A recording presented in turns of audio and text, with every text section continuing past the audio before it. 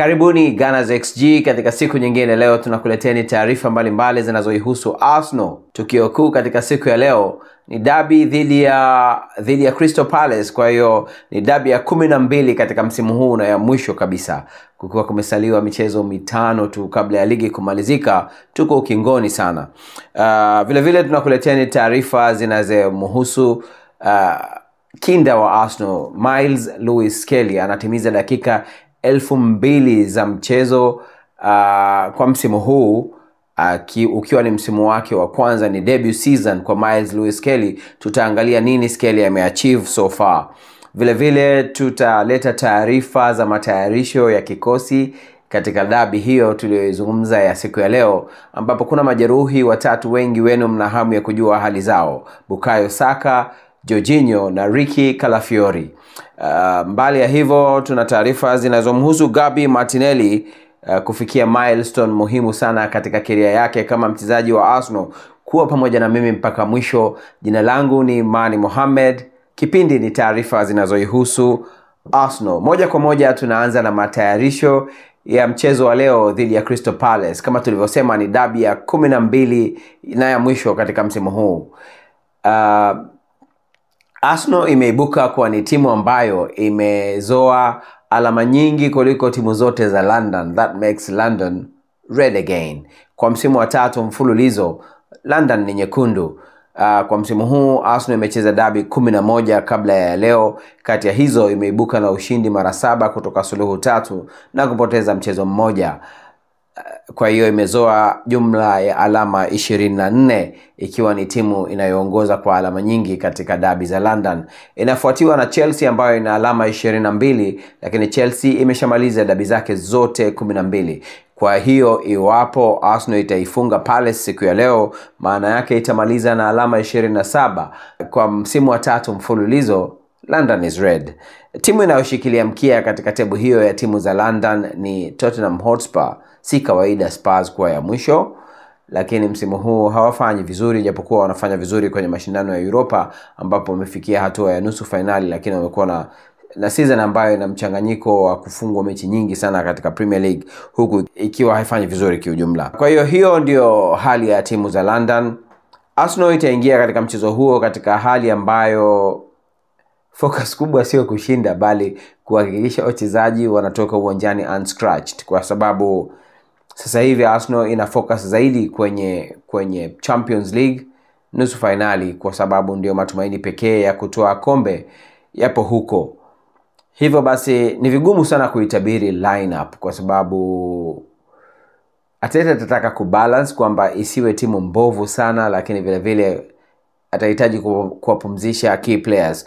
Kwa upande wetu tunadhani kwamba leo Bukayo Saka asicheze, kwa sababu taarifa zilizopo, na sasa tuingia kwenye hilo, taarifa zilizopo kuhusu majeruhi wetu watatu ni kwamba Bukayo Saka yuko fit kwa ajili ya mchezo wa leo, ingawa Arteta alipoongea katika press conference hakutaka kutuhakikishia moja kwa moja. Wenzake, yani Ricky Calafiori pamoja na Jorginho, mechi hii imekuja mapema kwao, na inavyoelekea Ricky Calafiori vile vile anaweza akaiwahi nusu finali, lakini hakuna matumaini ya Jorginho kupona kabla ya nusu finali. Tukumbuke kwamba Jorginho ana matatizo ya mbavu. Hatufahamu kama amevunjika mbavu au ana matatizo gani, lakini jeraha lake liko kwenye mbavu.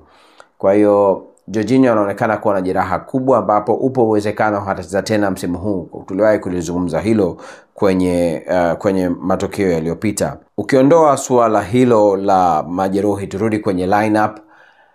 Tungependa kwamba baadhi ya key players wapumzishwe. Lineup ambayo binafsi ningeprefer: goalkeeper acheze David Raya kama kawaida, beki nambari 2 aendelee kucheza Benny Blanco, kwa sababu Ben White bado anahitaji kupata sharpness. Kwa hiyo kila anapocheza mechi hizi anazidi kuimprove na kurudi katika hali yake inayotakiwa.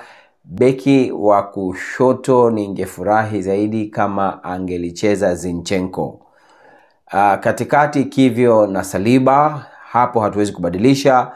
Thomas Partey acheze midfield mlinzi, kwa sababu Thomas Partey hatashiriki kwenye nusu finali ya kwanza kutokana na kufungiwa. Yeye atashiriki kwenye nusu finali ya pili, kwa hiyo tunaweza kumchezesha midfield mlinzi Thomas Partey. Wingi wa kulia ningefurahi zaidi kama atacheza Ethan Nwaneri.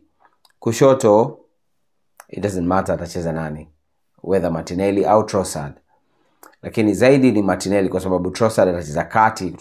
Tunategemea mechi ya nusu finali Trossard acheze center forward, kwa vile kwenye mechi hiyo Declan Rice atalazimika kushuka katikati kwenye nafasi ya CDM kwa sababu Partey hatakuwepo. Kwa hiyo Trossard akicheza center forward itampa nafasi ya kuexplore zaidi namna ya kutumia mbinu mbalimbali anapokuwa anasimama katika eneo hilo. Na sitajali midfield waliosalia wawili kama atacheza Odegaard na Merino au Odegaard na Rice au Rice na Merino, I don't care, kwa sababu wote hatuwezi kuwapumzisha. Atapumzika mmoja kati ya hao na wote nadhani ni muhimu. Cha msingi na muhimu ni kwamba kuna gap ya siku 6 baada ya mchezo huu wa siku ya leo dhidi ya Crystal Palace mpaka kuja kucheza nusu finali, kwani weekend hii Premier League haikuipangia Arsenal mchezo wowote, kitu ambacho ni cha msingi sana kwa matayarisho ya nusu finali hiyo. Sasa tutazungumzia masuala mawili ya wachezaji wawili ambao wote tuseme wamepata milestone fulani muhimu katika career zao. Tunaanza na Martinelli. Martinelli katika mechi dhidi ya Ipswich Town amefunga bao lile linakuwa ni bao la 50 kwa kuifungia timu ya Arsenal tangu aanze kucheza first team, tukiondoa kwa sababu Martinelli ameanza kucheza under 16 akiwa Arsenal akiwa na umri wa miaka 15 tu. Kwa hiyo tangu ameingia first team, hili ni bao lake la 50. Hii inamfanya kuwa ni mchezaji wa 4 tu ambaye amefunga mabao 50, amefikisha mabao 50 kabla ya kufikia umri wa miaka 24. Anayeongoza katika orodha hiyo ni Bukayo Saka ambapo amefikisha magoli 50 akiwa na umri wa miaka 22 na miezi 5. Anafuatiwa na Cesc Fabregas ambaye yeye alikuwa na umri wa miaka 23 na miezi 4, Theo Walcott 23 na miezi 7, kisha anafuatia Martinelli ambaye ana umri wa miaka 23 na miezi 10. Anayefuatia baada hapo ana umri wa miaka 24, naye ni Thierry Henry. Martinelli ana nafasi kubwa sana ya kuwa elite world class player akiwa mchezaji wa Arsenal. Tunasema maendeleo yake hapa katikati yalidumaa kiasi fulani na alirudi nyuma kwa sababu ya majeruhi. Baada ya kuumia, Martinelli alirudi akiwa hayupo katika form. Aliumia msimu uliopita, hakuweza kuattain form yake tena, lakini katika mechi 5-6 za karibuni Martinelli is on fire.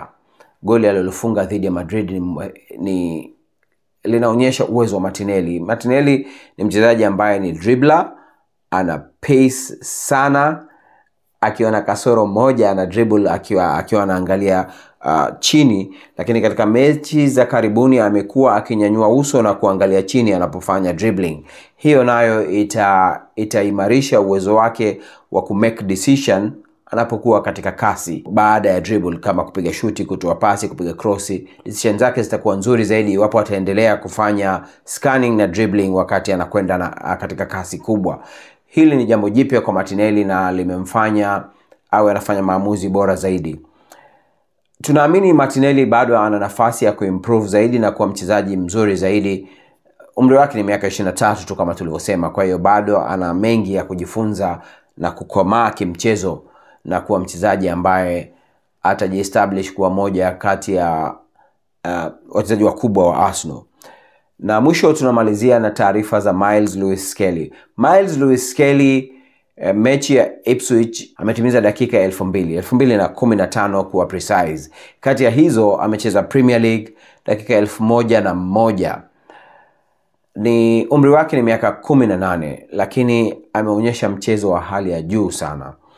Kwanza tuanze na statistics. Kiwango cha mchezo average katika mechi zote hizo ni 6.81. Hakufika 7, lakini very close. Kwa hiyo ni performance tunaweza tukaiita nzuri, akiwa na mchango wa magoli 5, yani amefunga magoli mawili na assist 3 kama fullback wa kushoto. Ni hybrid fullback, modern hybrid fullback. Pasi sahihi za Miles Lewis-Skelly ni 94%. Rarely Miles Lewis-Skelly anapoteza mpira. Pasi zake nyingi huwa ni sahihi. Na labda unaweza ukasema labda ni pasi za kurudi nyuma. Hapana. Kiwango cha usahihi wa pasi za kwenda mbele ni 90%. Kwa hiyo sio tu zile za back pass kurudi kwa keeper au kurudi kwa center back au simple kwenda across the line to the midfield. Forward passes ana accuracy ya 90%. This is the most interesting part about this player, Myles Lewis Kelly. Amepitwa mara 0 katika mechi zote 18 na nyingi za Premier League na nyingine nje ya Premier League. Amepitwa mara 0. Hakuwahi kupitwa kwa kutumia dribbling, yani mchezaji akakimbia akampita akaenda nyuma yake labda na kufanya chochote kile. Hakuwahi kupitwa. Vile vile pamoja na matatizo yake yote alikuwa nayo ambayo katikati hapa alitutia mashaka, red card na fouls, Myles Lewis Kelly hakuwahi kufungisha hata goli moja tangu ameanza kucheza first team msimu huu. Hakufungisha hata goli moja. Hata Saliba amefungisha. Tunakumbuka latest goli alilofungisha ni dhidi ya Real Madrid. Ni defender wa aina yake sana na ana XA, yani assist za assist tarajiwa ya 0.34, kwa maana ya kwamba anatarajiwa assist kila baada ya mechi 3 kwa namna anavyocheza mpira. Kwa kifupi, kwa umri wa miaka 18 kufikia achievement zote hizi si jambo jepesi sana. Kwanza amedisplay level of confidence ambayo kwa mtoto wa miaka 18 ni vigumu sana kuipata. Anajiamini mno anapokuwa na mpira. Wote tunafahamu kwamba style yake ya mchezo ni mtu ambaye anaficha mpira, anageuka, ana dribble pass players na ana composure nzuri anapokuwa na mpira mguuni. Na ndio maana anacheza system ya fullback hybrid, yani hybrid fullback, yani ana invert kuingia midfield. Tumeona mara kadhaa akifanya runs za dribbling na kuwapita wachezaji kadhaa hata kwenye mechi ya Real Madrid. Myles Lewis Kelly alimfunika kabisa Rodrigo. Unajua kitu kinachoniudhi na wana michezo jinsi wanavyozungumza matokeo yetu dhidi ya Madrid ni kwamba all of a sudden sasa hivi Madrid inazungumzwa kwamba ni timu mbovu.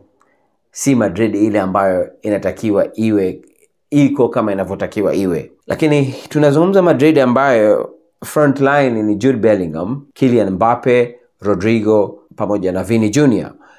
Ni wachezaji wa quality ya hali ya juu sana. Wote wanne hao ukiondoa Vini ambaye alikuwa anapiga cross ambazo hazina macho, na hazina macho kwa sababu zilikuwa zile cross za kumimina zimfikie yoyote, sio kwamba cross ya kumlenga mtu fulani. Nyingi kati ya cross zake zilikuwa hivyo. Tunazungumzia, kwa hiyo ni kwamba hawa ni quality players lakini walifunikwa katika ile mechi. Badala ya wachezaji wa Arsenal kupewa maua yao kwa performance nzuri, wadau katika soka wanazungumza kwamba Madrid sio nzuri. Naweza nikakiri kwamba midfield tuliwazidi sana na quality ya midfield zao si za hali ya juu, sio zote. Modric hasa ambaye anaonekana amezoeka, lakini kama Vinga ni mchezaji ambaye ana heshima kubwa as a midfield. Au Tchouameni, it's a very quality midfield. Jude Bellingham ndo namba 10 wao au namba 8 wao. Sasa vipi leo tunaambiwa Madrid mbovu? Badala ya kuambiwa kwamba Arsenal imefanya vizuri. Haya ndio mambo ya soka. Mimi nadhani Arsenal haipewi heshima inayostahiki, na sababu ya msingi ni kwamba haikushinda makombe muda mrefu. Kombe la mwisho kama tunavyoelewa ni 2020. Kwa hiyo pamoja na kwamba inafanya vizuri, inacheza mpira wa kiwango cha juu sana, kwa vile judgment ya wengi katika soka juu ya ubora wa timu ni vikombe, basi Arsenal huwa haipewi maua yake. Arsenal imeipiga Madrid aggregate 5-1. Arsenal imeifunga PSV aggregate 9-3. Arsenal imeifunga Sporting Lisbon bao 5. Arsenal imeifunga Manchester City bao 5. Imeifunga PSG hii tunayocheza nayo kwenye nusu finali mabao 2-0. Lakini bado haionekani kwamba ni timu nzuri, just because recently Arsenal bado haikushinda kikombe chochote. Nadhani hilo ndio tatizo la Arsenal kutokupewa heshima. Kama vile ambavyo Man City hata ikifanya vibaya bado inapewa heshima kwa vile ni Man City, imekuwa ikishinda makombe mengi recently. Msimu huu Man City haifanyi vizuri na Matatizo ya Man City kwa mtazamo wangu ni madogo kuliko matatizo ya Arsenal. Man City imempoteza Rodri na imepoteza defender labda mmoja wawili. Kwa upande wa majeruhi, ninachosema mimi, Arsenal imepata majeruhi mengi to the key players kuliko Manchester City. Lakini yet Arsenal anafanya vizuri sana kuliko City. Lakini hilo halionekani, na City inaendelea kupewa maua kwa vile recently imeshinda vikombe vingi. Unfortunately, kwamba judgment ya ubora wa timu inaangaliwa kwa makombe ya karibuni, hata kama timu inafanya vizuri au inafanya vibaya. Hilo ndio tatizo ambalo nadhani lipo katika mchezo wa soka. Hizo ndio taarifa tulizokusudia kuwaletea siku ya leo. Baada ya mechi hii kutakuwa siku 6 hizi ambapo hakuna mechi. Kwa hiyo tutakuleteni kipindi cha comment zenu kama tulivyoahidi kabla ya video ya leo. Hatutachukua comment mpya kwenye video hii kwa vile tumeshatayarisha kipindi cha comment zenu. Kwa hiyo tutatumia comment zilizowekwa kwenye video iliyopita ya matokeo dhidi ya Ipswich Town. Lakini endeleeni kuweka comment. Kama tutapata nafasi ya kufanya kipindi kingine cha comment zenu, basi tutazichukua comment za video hii. La kama hatukupata nafasi ya kutengeneza kipindi kingine kabla ya nusu finali kinachohusu comment, basi tutazijibu comment zenu kwa maandishi kwenye YouTube. Naitwa Mani Mohamed. Tukutane tena siku nyingine, na kushukuruni sana kwa kutufuatilia.